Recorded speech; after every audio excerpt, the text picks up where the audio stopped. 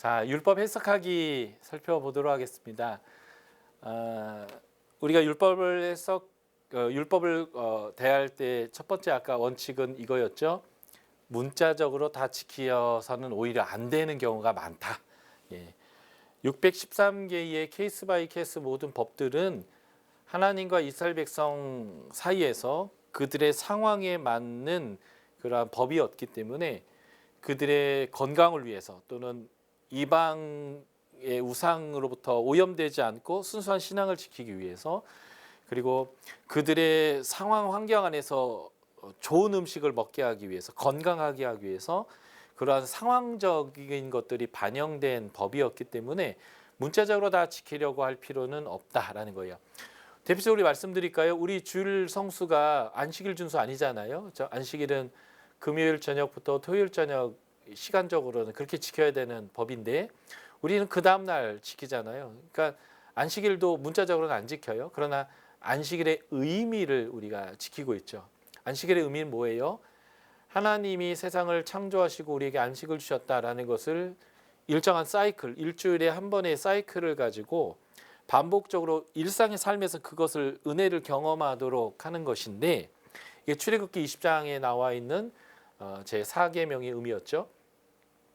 그런데 신명기 5장의 10계명에서는 이 4계명을 뭐라고 얘기하냐면, 애굽에서 너희를 구원하셨다 하나님이. 그 구원 때문에 너희가 이제 안식을, 노예 생활에서부터 자유케 된 안식을 얻게 됐는데, 네가 하나님으로부터 구원받아서 출애굽했기 때문에 안식일을 지켜라, 이렇게 말씀하시는 거죠. 우리는 죄와 사망으로부터 언제 구원받고 해방됐냐면 예수님이 죽으시고 부활하심으로 우리가 그 안식을 경험하게 됐는데, 그 부활한 날이 안식 후 첫날이에요. 그러니까 안식일이 토요일 밤에 끝났는데 그 안식일 다음 날 새벽, 안식 후 첫날 새벽에 예수님이 부활하심으로 말미암아 우리에게는 하나님 나라가 새롭게 창조되어서 우리에게 주어졌단 말이죠. 그래서 우리는 안식일인 금요일부터 토요일을 지키는 게 아니라 주님이 부활하신 날을 로드스데이, 주님의 날, 주일이라고 부르는 거죠. 일요일을 주일이라 부르고 그날을 안식일의 의미를 계승해서 우리가 주기적인 예배를 드리고 있단 말이에요. 이런 것들 자체가 율법을 문자적으로 지키는 게 아니라 그 의미를 계승하고 그 의미를 살리는 이제 예배를 우리가 드리고 있다, 이렇게 보는 거예요. 그래서 율법 해석 첫 번째, 문자적으로 지키지 마라. 두 번째는 율법은 해석을 한 후에 그 의미, 원리를 우리에게로 적용하는 과정이 필요하다는 거예요. 그래서 성경 해석이 중요한 거죠. 그래서 모세오경을 통해서 율법을 해석하고 우리의 삶으로 가져오는 것들을 해야 되는데, 그 신뢰가 바로 신약인 것이죠. 아까도 제가 말씀드렸지만 구약은 신약을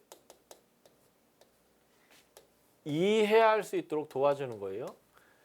예수님을 상징하는 유월절 날, 애굽의 10가지 재앙 중에 10번째 재앙 때 양을 잡아먹고 피를 임방과 문설주에 발랐을 때 구원을 경험했던 그 사건은 신약의 예수님의 어린 양 되심을 우리가 이해할 수 있게 됐던 것처럼, 신약은 구약의 그 내용이 어떤 것인지를 해석해 주죠. 그래서 신약의 율법 해석의 실예를 보면 우리가 율법을 어떻게 해석하고 우리의 삶으로 적용해 갈 수 있는가라는 것들을 우리가 이해할 수 있고 배우게 된다라고 보시면 되겠습니다. 자, 율법 해석의 대표적인 예를 첫 번째로 음식법을 가지고 한번 설명해 보도록 하겠습니다. 아까 우리가 레위기 11장과 신명기 14장에 나와 있는 그 음식법을 문자적으로 지킬 필요가 없다라고 말씀드렸죠. 돼지고기 먹을 수 있고요. 스테이커도 미디움 또는 레어로도 먹을 수 있는 거예요. 피채 먹을 수 있는 거죠. 예. 사람에 따라는 선지국을 좋아해서 선지도 먹을 수 있는 거예요. 왜냐하면 이 문자적인 법을 우리가 지키지 않기 때문에 그렇습니다. 자, 디모데전서 4장 3에서 5절을 읽어드리겠습니다. 혼인을 금하고 어떤 음식물은 먹지 말라고 할 터이나 음식물은 하나님이 지으신 바니 믿는 자들과 진리를 아는 자들이 감사함으로 받을 것이니라. 하나님이 지으신 모든 것이 선함에 감사함으로 받으면 버릴 것이 없나니 하나님의 말씀과 기도로 거룩하여졌다. 그러므로 모든 음식은 거룩하다라는 거예요. 그러므로 감사하게 먹으면 버릴 것이 하나도 없다는 거죠. 쉽게 말하면 제사 음식 먹을 수 있는가 없는가? 제사 음식 먹어도 상관이 없다는 거예요. 이 제사 음식을 이제 신약에서는 우상에게 바쳐진 제물로도 이제 표현하는데요. 유대인들은 혼인을 금하고 어떤 음식을 먹지 말라라고 하는 것은 금욕주의적 의미에서 말하는 것일 수도 있고, 또 하나는 율법을 문자적으로 지키려고 하는 사람의 의미로서 음식을 먹지 말라는 의미도 내포되어져 있는데, 모든 음식은 가치 중립이고 그 하나님의 창조물이기 때문에 모든 것이 먹을 수 있다는 거예요. 그렇다면 왜 이때는 먹지 말라고 했는가? 이 당시 이들이 살고 있는 문화와 풍습에서 먹지 말라고 하는 음식은 크게 두 가지 의미가 있었죠. 하나는 빨리 상하거나 먹었을 때 건강에 좋지 않은 음식일 경우, 두 번째는 우상을 숭배하는 사람들이 주로 우상에 바쳐졌던 제물이거나 그들의 음식 습식관과 관련된 것이죠. 그래서 우상에게 더럽혀지지 않고 하나님 백성으로서의 구별된 특별한 음식법을 만들어 주시거나 그 특별한 음식법 안에는 더 건강하게 살아갈 수 있도록 하는 의미를 내포한 음식법을 만들어준 상황적 법이 바로 이 레위기 11장에 나오는, 이제 음식법을 기억하기 좋은 거는 11이 젓가락처럼 생겼잖아요. 젓가락장으로.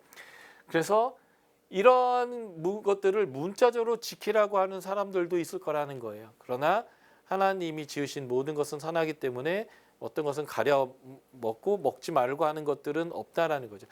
그런데 우리가 가려 먹을 필요가 있죠.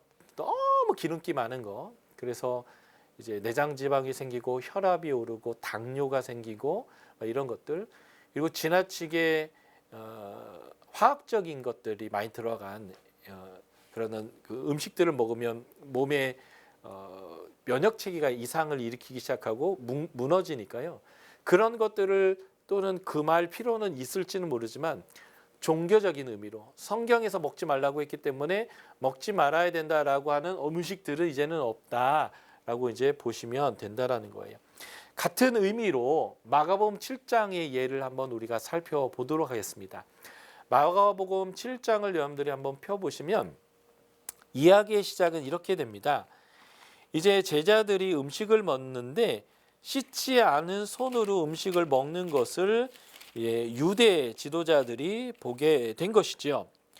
자, 유대의 정결법에 의하면 사람들은 나갔다 들어오면 부정한 것을 만질 수도 있고, 내가 모르는 사이에 부정한 사람이 만졌던 것을 내가 만지거나 거기 앉을 수도 있기 때문에 나갔다 들어오면 나는 부정해졌을 거다라는 전제로 반드시 씻었습니다. 그 씻었다라는 것은 좋은 세제를 가지고 빡빡빡빡 씻어서 어떤 세균이나 더러운 것을 씻었다는 의미보다는 종교적 의미로 흐르는 물에 나를 정결케 하는 그런 예식들을 했는데요. 요한복음 2장의 가나 혼인잔치에서 예수님이 포도주로 만들었던 물이 바로 나갔다 들어오면서 씻었던 그 물입니다. 사람을 정결케 하는 것은 이런 물이 아니라 예수 그리스도의 보혈이다. 이런 메시지가 이제 요한복음 2장에 나오는 가나 혼인잔치의 비유거든요. 물 가지고 할 수 없는 거죠. 오직 보혈로 될 수 있는다. 이제 그런 메시지인데, 다시 돌아오면 그 정결법을 왜 지키지 않느냐라고 유대 지도자들이 예수님과 예수님의 제자들에게 말을 했을 때 예수님이 오히려 법을 어기는 것은 너희다라고 예수님이 말씀하십니다. 그 예로 들었던 것이 뭐냐면 고르반이에요. 고르반이라고 하는 히브리어는 예물이란 뜻인데요. 레위기 1장 누구든지 하나님께 예물을 번제를 드리려거든 할 때 그 드리는 예물이 바로 이런 예물입니다.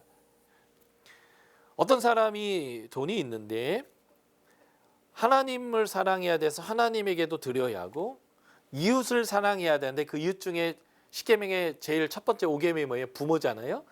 부모도 봉양을 해야 되는데 돈이 좀 모자라면 유대인들의 장로들은 어떻게 얘기하냐면 고르반, 하나님께 드리면 부모에게 안 드려도 된다라고 하는 해석을 했다라고 하는 거예요. 그런데 실제적으로 부모와 관계가 깨진 어떤 사람들은 부모가 미우니까 부모에게 이렇게 봉양해야 될 돈조차도 다 고르반, 그냥 하나님께 다 바쳐버리면서 부모를 봉양하지 않는 일까지 생겨나게 됐다는 거죠. 그래서 예수님이 얘기하는 거예요. 내 부모를 공경하라. 아버지나 어머니를 모욕하는 자는 죽임을 당하리라. 아버지나 어머니를 모욕하는 죽임을 당하리라는 게 레위기 20장에 나오는 내용이에요. 내 부모를 공경하라는 것은 출애굽기 20장과 신명기 5장에 나오는 내용인데 이렇게 얘기했는데 너희는 하나님께 드림이 되었다. 이게 고르반이죠. 하면 부모에게 하지 않아도 된다고 말한다는 거죠. 그러니까 오히려 너희들이 성경을 잘못 해석해서 하나님의 법을 어기고 있다라는 거예요. 내 제자들이 씻지 않은 손으로 먹는 것 자체가 문제가 아니라 오히려 너희의 성경 해석이 잘못됐고 오히려 하나님의 법을 어기고 있다라고 하는 거죠. 그래서 예수님이 이렇게 얘기합니다. 15절, 16절. 먹어서 뒤로 빠져나오는 것이 사람을 부정케 하는 것이 아니라 진정한 부정함이 뭔지 아냐? 너희 속에서부터 나오는 것이 진정한 너희의 부정이다라는 거죠. 미움, 시기, 질투, 살인하려고 하는 마음, 이런 수많은 그런 내용들이요. 안에 그 음란한 것, 이런 것들이죠. 그래서 그러한 잘못된 마음들이 오히려 부모를 공경하라는 말씀까지도 어기게 되었다라는 거죠. 진정한 정결은 뭐냐? 무엇을 먹느냐, 무엇을 먹지 않느냐의 문제가 아니다. 진정한 정결의 문제는 뭐냐? 속의 문제다.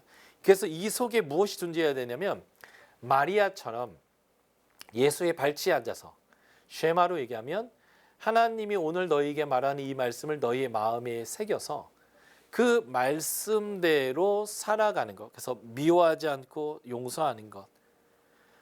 어떤 사람들에게 긍휼이 필요하고 도움이 필요할 때 내 마음에 긍휼이 동하는, 사랑을 통해서 긍휼이 동하는 것들을 하고, 그래서 내가 실제 손을 내밀어 그를 일으켜주고 안아주고 위로해주고 나의 재물을 나눠주고 내가 먹어야 되는 귀한 곡식을 그에게 나눠서 생명을 주는 그런 결정을 내리는 그 속에 안에 있는 긍휼, 사랑, 자비, 양성, 온유함, 이런 것들이 진정한 정결함이다라고 이제 표현하는 거죠. 그래서 정결은 먹는 문제, 겉의 문제가 아니라 속의 문제다라고 예수님이 얘기하시면서 정결의 진정한 의미가 무엇인지를 해석해 주었다라는 것이고요. 이런 내용들을 가지고 레위기 11장과 신명기 14장에 나오는 음식법을 우리가 해석해야 하는 것입니다. 한마디로 말하면 율법을 해석할 때에 하나님은 사랑이라. 그래서 하나님의 모든 말씀은 하나님 사랑, 이웃 사랑으로 종결되기 때문에 사랑을 기반으로 율법을 해석해야 돼요. 그래서 사랑으로 내가 행하고 있는가, 이게 율법대로 살고 있는가 살고 있지 않은가를 결정짓는다라는 겁니다. 자, 고린도전서는 고린도 교회에 온갖 문제가 많았어요. 교회 안에 1장부터 4장에 봤더니 서로 분쟁합니다. 누가 더 지혜로우냐를 문제를 가지고 분쟁을 해요. 어떤 사람은 음행을 행합니다. 또 어떤 사람은 교회 안에서 서로 재판을 걸어가고 싸움을 해요. 어떤 사람은 결혼을 해야 되는지 말아야 되는지 문제를 생각하고 있고요. 고린도전서 8장부터 10장은 우상에게 바쳤던 재물은 우리가 먹을 수 있는지 없는지의 문제를 가지고 고민합니다. 어떤 사람들은 예배 때에 여성들은 언어 복장을 해야 되고 성만찬은 어떻게 해야 하고 방언과 예언은 어떻게 사용해야 되는지 수많은 문제들을 고린도전서는 다루고 있어요. 그런데 사도 바울은 그 수많은 문제의 표면적인 문제 해결보다 더 중요한 게 뭐냐면 그 문제를 다루는 방식이에요. 16장 14절.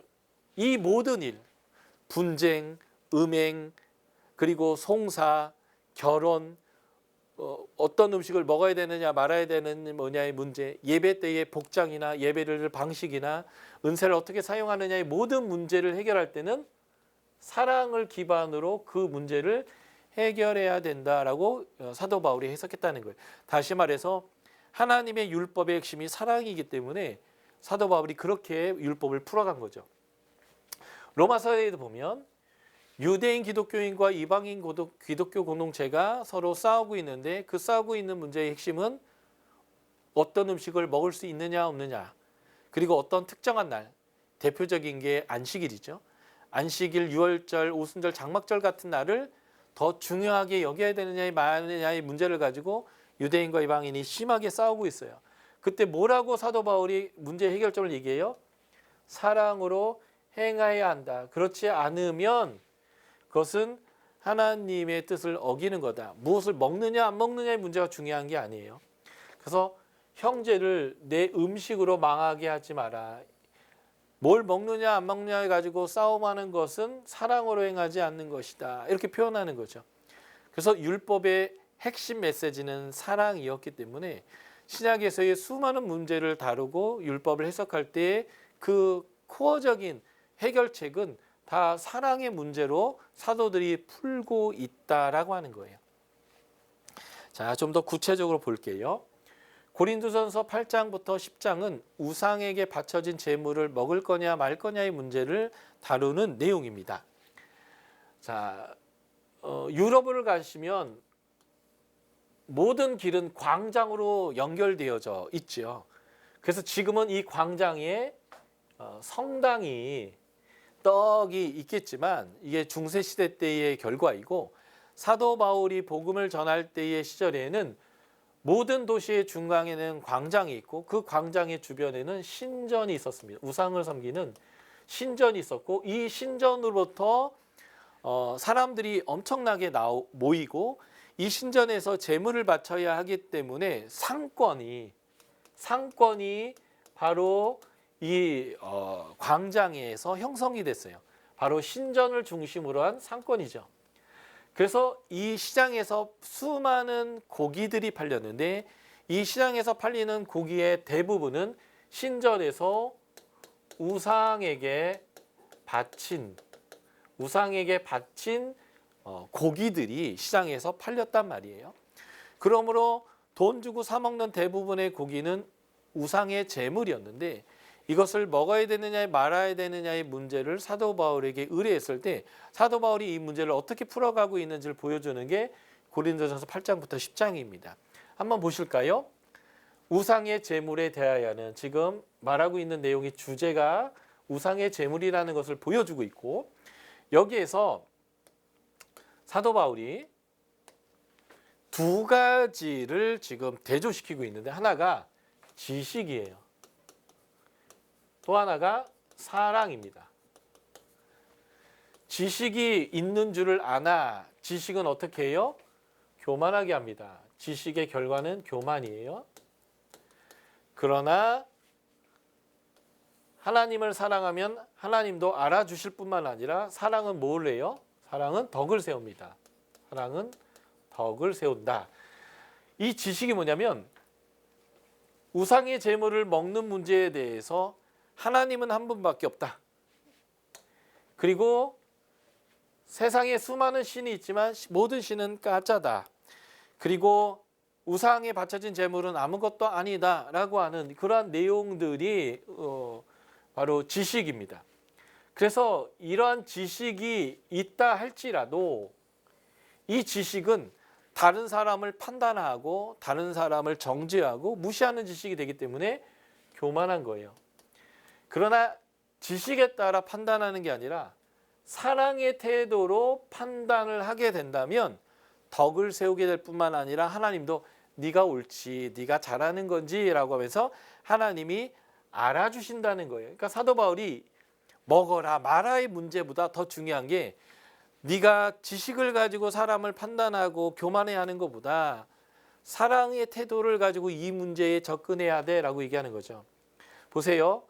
음식은 우리를 하나님 앞에 내세우지 못하나니 우리가 먹지 않는다고 해서 못 사는 것도 아니고, 고기를 우상에 바쳐진 고기를 먹는다고 해서 더 잘 사는 것도 아니다. 이게 바로 사랑으로부터 나오는 권리 포기예요. 고기 너무 맛있잖아요. 너무 좋잖아요. 그런데 고기 많이 먹는다고 더 행복한 것도 아니고 고기를 안 먹는다고 해서 불행한 것도 아니다. 사실은 이 먹느냐 마느냐의 문제를 가지고 믿음이 약한 자들이, 형제들이 실족하게 되고 걸려 넘어지게 해서는 안 된다. 그래서 차라리 이들이 이러한 고기 문제를 가지고 넘어지게 되는 상황이 있다면 차라리 나는 고기를 먹지 않는 선택을 하겠다. 이게 이제 사도 바울이 사랑의 근거에서 모든 문제를 풀어가고 있는 하나의 신뢰가 되는 거죠. 그래서 고기를 살 때는 이게 우상에게 바쳐진 건지 안 건지 묻지 말고 그냥 사서 그냥 먹으래요. 근데 굳이 얘기해 주면 사서 먹지 말래요. 누가 초대했는데 야, 이 고기 우상에게 바쳐졌던 거 아닌 거야. 묻지 말래요. 그냥 먹으래요. 그래서 고기를 먹냐 안 먹냐의 문제가 아니라 이것 때문에 누군가 실족하고 상하는 일이 없도록 이 문제를 처리하라 라고 사도 바울이 말씀해 주고 있는 거죠. 그러므로 무엇을 하냐 안 하냐가 아니라 사랑의 근거로 내가 이것을 하고 있느냐 안 하냐가 중요하다라는 거예요. 그러니까 우리가 다른 사람과 관계할 때도 마찬가지입니다. 다른 사람을 훈계하고 책망할 때 사랑하고자 하지 않으면 그래 너 잘났다. 나의 잘남, 나의 의로움, 나의 지식을 자랑하고 다른 사람을 뭉개버리는 그런 어떤 책망이 될 수 있지만 사랑의 동기로서 책망하고 있다라고 한다면 그 책망은 좋은 거죠. 그래서 네가 누군가를 바로 세우기 위해서 책망할 때 사랑의 근거로 하고 있는가 안 하고 있는가 이런 것이 정말 중요한 것입니다. 자, 로마서로 갈까요? 로마서도 아까 제가 말씀드렸죠. 유대인과 이방인이 싸우고 있다고요. 사랑으로 행하지 않으면 안 된다라고 했는데 그 상황을 한번 살펴보도록 하겠습니다. 자, 로마서 14장 1절부터 15장 13절까지가 유대인과 이방인이 싸우고 있는 내용인데 그 싸우고 있는 내용을 살펴봤더니 두 가지였어요. 음식의 문제입니다. 우리가 사도행전 15장에서 행전 15장에서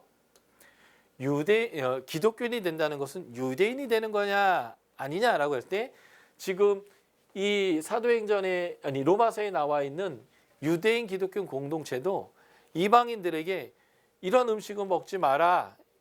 율법을 지켜서 율법에 나와 있는 레위기 11장과 신명기 14장에 나와 있는 음식법을 지켜라. 이제 이것을 이제 요구한 거예요. 그래서 우상에게 바쳐진 제물, 우상의 제물을 먹지 마라. 뭐 이런 거 가지고 이제 싸우는 거고 또 하나의 문제 뭐예요? 유대의 절기를 지켜라. 그게 지키는 것이 더 거룩한 삶이다라고 하는 이 문제를 가지고 유대인과 이방인이 싸우고 있었다라는 거예요. 근데 유대인들이 이걸 요구했을 때 사랑의 동기로 했는가 아니면 그냥 자신들이 더 의로운데 이방인 너희들 부정하고 거룩하지 않은 너희들 내 말 들어야 된다라고 하는 교만함으로 했는가 이게 이제 문제라는 거죠. 그래서 사도 바울이 문제 해결의 원리를 이렇게 제시합니다. 하나님이 유대인이고 이방인이고 다 그들을 수용하셨다. 하나님 주인이 남의 하인들을 야 너 괜찮아라고 말했는데 왜 유대인은 이방인에게 이방인은 유대인에게 니들이 주인이 아닌데 된다 안 된다라고 말하는가? 하나님은 둘 다 허용하셨다. 그래서 남의 종에 대해서 니들이 함부로 말하지 마라. 어떤 나를 중히 여기는 것과 어떤 것을 먹고 먹지 않는 것도 다 이방인도 유대인도 주를 위한 거다. 유대인들이 더 경건하게 살려고 어떤 것은 안 먹고 어떤 날을 더 중요히 여기는 것도 주를 위한 것이고 이 이방인들도 사도 바울의 가르침대로 모든 것은 거룩하여졌고 깨끗하기 때문에 주님이 주신 것을 감사함을 먹으며 버릴 것이 없다라는 이 지식을 가지고 믿음으로 먹고 있는 것도 주님의 말씀을 지키고 있는 것이다. 그러니까 판단은 하나님이 하실 터니까 너희들은 판단하지 말라고 말합니다. 그리고 그 자체가 더러운 게 없어요. 속한 것이 없고 만물은 다 깨끗합니다.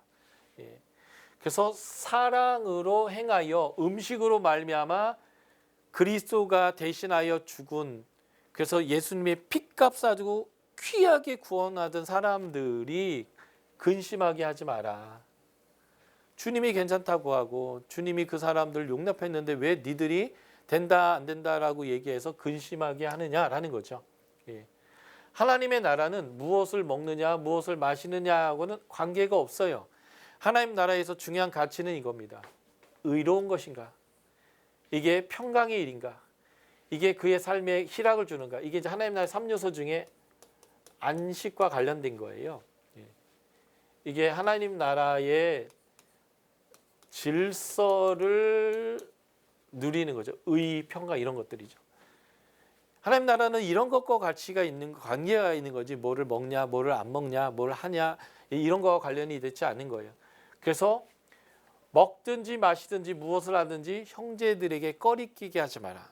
고린도전서에서는 이걸 이렇게 표현하죠. 먹든지 마시든지 하나님의 영광을 위해서 해라.